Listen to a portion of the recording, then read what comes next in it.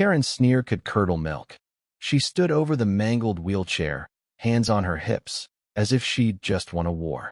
The park was quiet, save for the soft sobs of 8-year-old Timmy, whose only means of mobility now lay in a twisted heap of metal and rubber. His mother, Sarah, trembled with rage, her voice cracking as she shouted, "You had no right." Karen, president of the HOA and self-appointed park dictator, just rolled her eyes.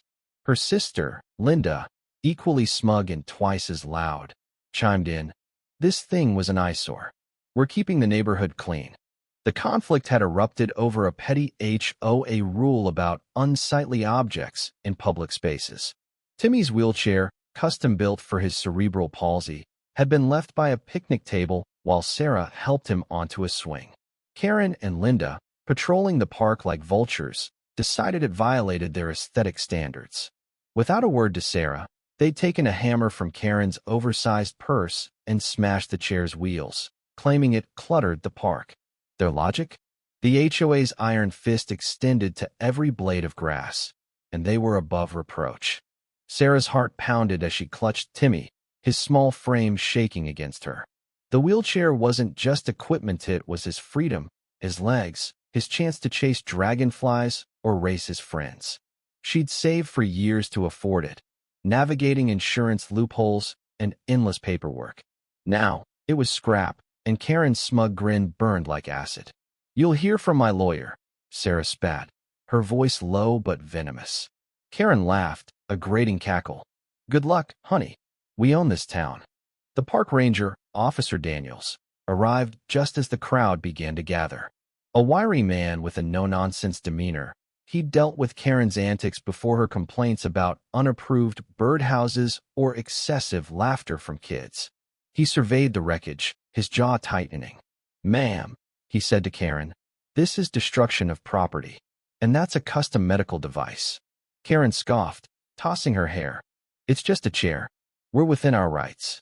Linda nodded, parroting, "HOA rules trump your sob story." Daniel's eyes narrowed. He jotted notes, his pen moving with deliberate precision. "You might want to check the law," he said coolly. "Destroying a wheelchair violates the Americans with Disabilities Act. That's a federal crime." Karen's face froze, her smugness flickering. Linda, less composed, blurted, "You're bluffing." But Daniels wasn't. He radioed for backup, his voice steady but laced with disgust. The crowd murmured, phones out, recording every word. Karen's reign of terror was unraveling, and the park felt electric with anticipation. Flashback to earlier that morning. Karen and Linda had sat in Karen's pristine kitchen, sipping overpriced coffee and plotting their next power trip. The sisters, both in their late 40s, thrived on control. Karen, the brains, had turned the HOA into her personal fiefdom, issuing fines for untrimmed hedges or suspicious mailbox colors. Linda, the muscle, relished confrontation, her booming voice silencing dissenters. They'd targeted Sarah before fining her for parking her van, equipped for Timmy's chair, too close to the curb. "She's a leech," Karen had said, smirking. "Her kid's a burden." Linda agreed, adding, "That chair's probably a scam for sympathy." Their cruelty wasn't new. Neighbors whispered about the sisters' reign. The elderly couple fined for a crooked fence, the single dad shamed for his unkempt lawn. But Sarah was their favorite target. A single mom, she'd moved to the neighborhood hoping for a fresh start after Timmy's diagnosis.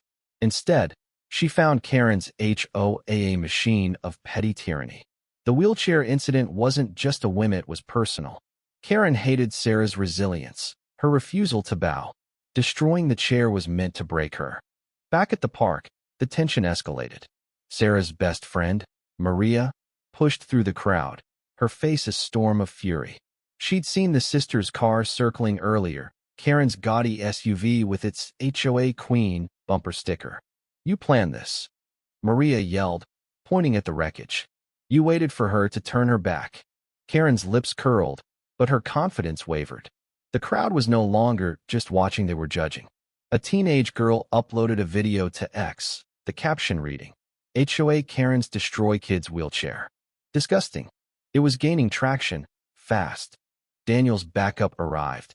2 officers, one carrying a tablet. They confirmed the ADA violation and added charges for vandalism and emotional distress. Karen's face paled as handcuffs clicked around her wrists. Linda, panicking, tried to run but tripped over a picnic bench, sprawling in the grass. The crowd erupted in gasps and stifled laughter. "You can't do this," Karen shrieked, her voice shrill. "I'm the HOA president." Daniels didn't flinch. "Not above the law, ma'am."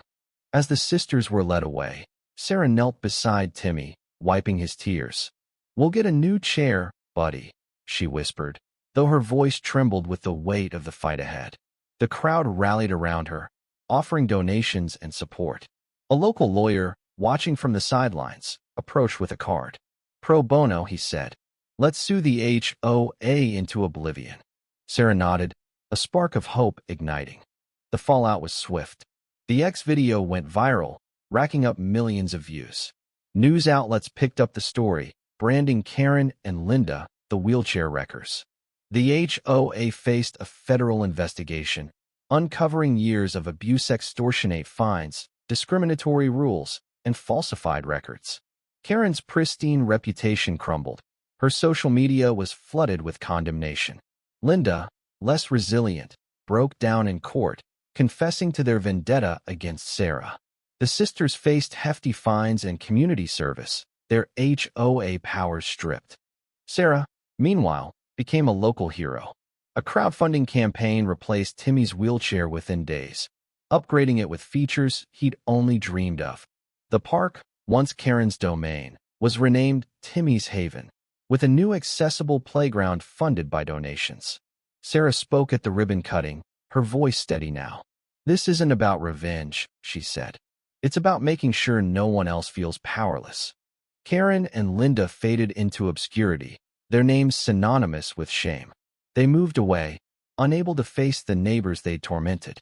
At their last HOA meeting, held in a near-empty room, Karen tried to rally support, but no one listened. The sisters had ruled through fear, but fear had turned to fury, and fury to justice. Timmy, now zipping around in his new chair, laughed as he chased a butterfly.